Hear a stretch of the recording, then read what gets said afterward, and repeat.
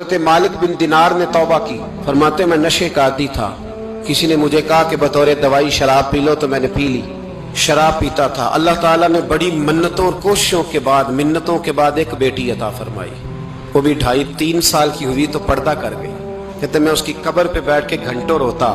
शराब का आदी।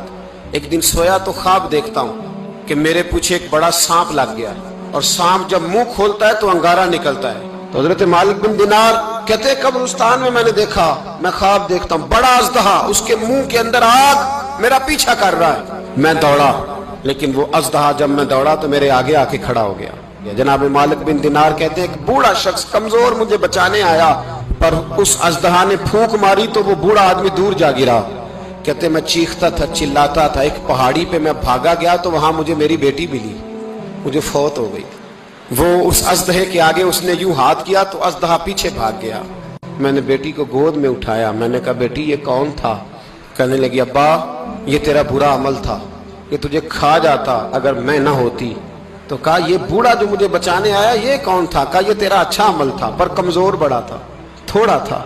हज़रत मालिक बिन दिनार कहते हैं मेरी बेटी ने ख्वाब में मेरी दाढ़ी पकड़ ली और कहने लगी अब्बा मैं चाहती हूँ तू सही हो जा, ऐसा ना हो कि फिर तेरे पीछे ये अजदहा लग जाए।